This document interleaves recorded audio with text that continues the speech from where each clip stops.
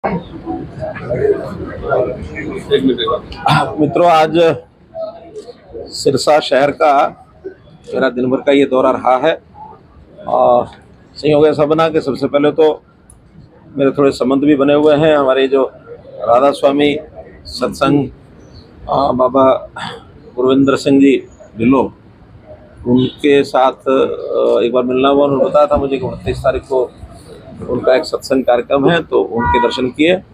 और उसके बाद सिरसा शहर में ही कुछ जगह एक निरीक्षण के नाते से मैंने तय करवाया था। हमारे डीसी साहब, हमारे एमएलए साहब, हमारे और बाकी सारे अधिकारी, उन सब ने मिलकर के उन स्थानों पर मेरा विजिट कराया, जिसमें सबसे पहले तो जो बाद में मेडिकल कॉलेज जो पहले से घोषित है उसकी जगह, वो आज मैंने प्रत्यक्ष उसको देखने के लिए कहा था। उसका निरीक्षण किया है, अच्छी है। हाईवे के ऊपर, समझो बाईपास के ऊपर वो स्थान है, 25 एकड़ समथिंग है, वो ट्रांसफ़र हो चुकी है और उसका जो फाइल वर्क है वो पूरा हो रहा है। मैं आशा करता हूं कि दिसंबर के आखिर में अथवा जनवरी फर्स्ट वीक में उसका शिलान्यास जो है, इसके करने की स्थिति जब बन जाएगी तो उसका शिलान्यास भी आकर के किया जाएगा।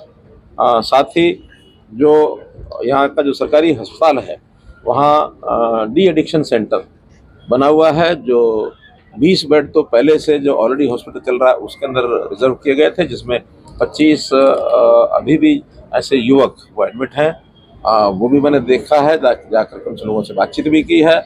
स्वाभाविक है कि ऐसे जो लोग हैं, जब उनका डी एडिक्शन सेंटर में इलाज होता है तो वो स्वाभाविक अपनी कुछ बातें याद भी करते हैं। उनसे सहानुभूति पर व्यवहार करके बहुत सी बातें यानी पूछी जा सकती हैं। कौन सप्लाई करता है, कौन उनको देता है, तो सब बातें वो बताने के लिए भी तैयार होते हैं। हमने डिप्टी कमिश्नर को कहा कि अपने एसपी साहब को कहा कि इन सब चीज़ों को भी सप्लायर तक पहुंचने की हम कोशिश करेंगे, ताकि सप्लाई चेन बंद हो जाए तो आगे कुछ ना कुछ इस चीज़ पर रोक लग सकती है। साथ ही वहाँ एक नया और एक 20 बेड का डी एडिक्शन सेंटर वो भी तैयार हो रहा है, बहुत जल्दी वो भी वर्किंग में आ जाएगा, तो वहाँ उसकी भी सर्विस और मिल जाएगी। इसके बाद अनाज मंडी सिरसा में जाना हुआ, वहाँ भी उनकी कुछ तकलीफें थी। मेन अनाज मंडी और साथ में जो एडिशनल अनाज मंडी 2-3 बनी हुई हैं और एक अनाज मंडी और है जो भी विकसित होनी है, उन सब के बारे में जानकारियाँ ली हैं, कुछ निर्णय वहाँ भी करके उनको बताए हैं। बड़ी बात यह है कि अलग अलग संस्थाओं की अनाज मंडी है, कहीं एचएसवीपी है, कहीं काम पब्लिक हेल्थ करता है, तो वो सब चीज़ें मार्केटिंग बोर्ड के अंतर्गत ही लाई जाएंगी और मार्केटिंग बोर्ड एनुअल मेंटेनेंस भी जो है मार्केटिंग बोर्ड स्वयं कराएगा। वहाँ के सीवरेज को भी, और पुराना सीवरेज है उसकी भी जांच करा करके अगर आवश्यकता हुई तो सारा या अथवा कुछ पोर्शन उसमें नया सीवरेज भी डलवाया जाएगा। इसके बाद ऑटो मार्केट यहाँ की, हमको मालूम है कि 1985 से वो ऑटो मार्केट बनी थी, उसकी ज़मीन उस समय एक्वायर की गई थी और बाद में दुकानें बनाई गई। कुछ दुकानें दे दी गई हैं, कुछ अभी निर्माणाधीन हैं, लेकिन कोई प्रकार के झगड़े जैसे पड़ते हैं तो पुरानी सरकारों के कुछ नियम इस प्रकार के बने थे कि विवाद बन गए और वो विवाद भी अभी तक निपटा नहीं है। पिछले 6-7 साल से हम कोशिश कर रहे हैं कि विवाद जो उसका निपटे। आखिर में डिपार्टमेंट के लोगों को भी हमने उसकी सारी कैलकुलेशन कराई है, उन लोगों के साथ भी बैठ के कैलकुलेशन की है। दोनों तरफ की बातें समझौते में कुछ ना कुछ तो नियम जो पहले बने हुए थे उसको सरल किया है। बची हुई पेमेंट सारी जल्दी जमा हो जाएगी। जो दुकानें बनी नहीं हैं वो भी म्यूनसिपल कमेटी उसको, हमारी जो नगर परिषद है उनको बनवा देगी और लगभग उसमें 50 करोड़ रुपए का तो जो उनका रेवेन्यू आएगा दुकानों का, अथवा वहाँ जो एक पेट्रोल पंप की साइट है, 2 सर्विस सेंटर की साइट है, एक रेस्टोरेंट की साइट है, कुछ म्यूनसिपैलिटी ने भी पैसा उनको देना है, उन्होंने यूज़ किया हुआ है, तो विद इंटरेस्ट अपनी म्यूनसिपैलिटी है उनको 5 करोड़ 5.5 करोड़ रुपये वो देगी। कुल मिला करके और मोटा मोटा उनका जो हिसाब किताब बना है उसमें पैसा जो आने वाला है उसकी भी एक निश्चित टाइम टेबल के साथ वो पैसा आएगा और वहाँ जो विकास के काम है वो भी उसी में से होंगे। आखिर में सब करने के बाद कुछ ना कुछ ऑटो मार्केट के पास 5 करोड़ से 10 करोड़ रुपया बच भी जाएगा, तो वो फैसला एक मोटे रूप से उनका करवा दिया है और अगले सप्ताह से इस पर एग्जीक्यूशन उसका शुरू हो जाएगा। इसके बाद जो खेड़ के ऊपर लगभग 750 ऐसे परिवार थे जिनको हाउसिंग बोर्ड के फ्लैट्स हैं उसके अंदर उनको टेम्परेरीली बसाया गया था। इनको शिफ्ट करने के लिए एक गांव, कौन सा गांव है, सलारपुर में ज़मीन देख ली गई है। 30-35 एकड़ ज़मीन है, उसको खरीद करके और उनको शिफ्ट किया जाएगा। उनको सबको बता दिया कि 100 गज के प्लॉट उनको दिए जाएंगे, फ्री दिए जाएंगे, उसका पैसा सरकार खर्च करेगी।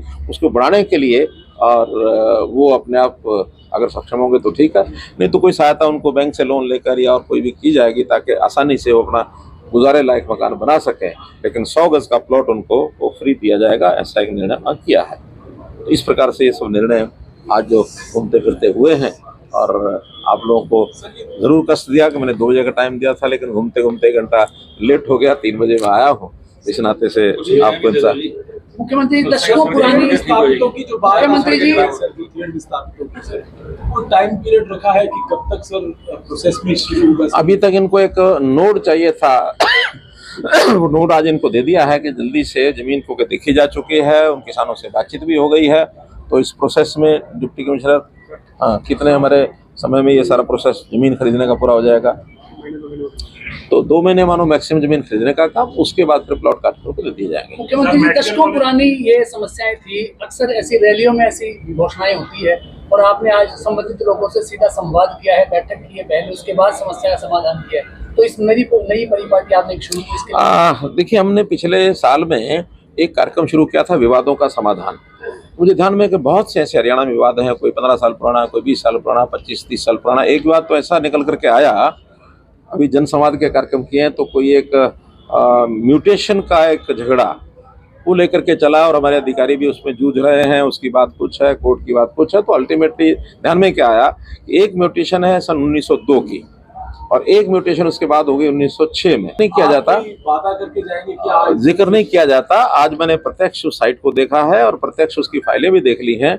जमीन ट्रांसफर का विषय था, वो कंप्लीट हो गया है और जमीन कंप्लीट होने के बाद उसको लीज पर दिया गया है। पहले ये HIU हिसार की जमीन है, तो उन्होंने, चूंकि HIU इंडिपेंडेंट ऑटोनोमस बॉडी है, उन्होंने MER के नाम उसको लीज पर कर दिया है और वो कंपनी भी तय हो गई है, HLL हाँ, कंपनी तय हो गई है, जिसने उसका सारा डिज़ाइन बनाना है, जिसने उसका टेंडर डॉक्यूमेंट वो तैयार करना है।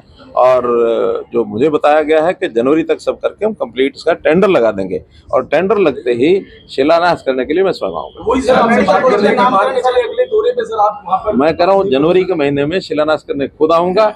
और एक बात जो मुझे आप सबके सामने अभी बतानी है, मैंने अभी किसी को बताई नहीं है, पहले यही उसका मैं रहस्य उद्घाटन करता हूँ कि इस मेडिकल कॉलेज का नाम संत सरसाईनाथ के नाम से रखा जाए। को लेकर काफी सरकार भी गंभीर रही है, सिरसा पे खासतौर से मैंने ये गंभीरता कम है क्या? संत सरसाईनाथ का तो यानी इस शहर के बसाने में कोई भूमिका उनकी रही है ना। ये शहर अब तो संत बाबा सरसाईनाथ के नाम से जाना जाता है, तो बाबा सरसाईनाथ के नाम से इस मेडिकल, और हमने जितने भी ऐसे संस्थान हैं वो सब महापुरुषों के नाम से ही रखे हैं। नहीं, आज आपको पता है कि मैं 2 स्थान केवल इसी काम के लिए देखने के लिए गया हूँ, तो इसमें गंभीरता तो आपको ध्यान में आ ही रही होगी कि हमने 1 एकड़ जमीन के ऊपर रिहेबिलिटेशन सेंटर बनाया जाए रेड क्रॉस के पीछे, वो भी इसी बात से लेकर के है। सरकारी अस्पताल के अंदर अगर डी एडिक्शन सेंटर एक चल रहा है, एक की और निर्माणाधीन है, वो देख के तो वो भी इस बात की गंभीरता है। हम इस विषय पर गंभीर हैं। आपको ध्यान में होगा कि अभी हमने जो साइक्लोथॉन, जो ड्रग फ्री साइक्लोथॉन सारे प्रदेश में चलाई है, घुमाई है, 1 सितंबर से शुरू किया था, 25 सितंबर उसका समापन हुआ और हर जिले में वो 1 दिन रुकी है। लेकिन सिरसा जिले में कितने दिन रुकी? 3 दिन, ताकि सिरसा जिला एक विशेष प्रभावित जिला है। और इसमें ये सारे, मुझे एक चिंता अभी डबवाली की भी है, क्योंकि डबवाली की व्यवस्थाएं DC साहब, वहाँ भी कोई व्यवस्था हमारे डी एडिक्शन सेंटर और रिहेबिलिटेशन सेंटर वहाँ भी करना चाहिए, क्योंकि उस एरिया में भी जैसे सिरसा के आसपास है, डबवाली के आसपास भी बहुत ज़रूरी है। वैसे भी हमने पुलिस जिला इसीलिए बनाया है, हालांकि एक बहुत बड़ा जिला नहीं है, 5 कंस्टिट्यूंसी का है, फिर भी ये जो ड्रग्स का विषय है इसको लेकर के एक एरिया अलग से कंसंट्रेट किया जाए, तो हमने डबवाली को पुलिस जिला भी बनाया है। बाकी भी चीज़ें होंगी उसमें, लेकिन मुख्य जो उसका हमारा फोकस है वो फोकस है कि इसको हम उस एरिया को अलग से ध्यान करके और ड्रग्स से नौजवानों को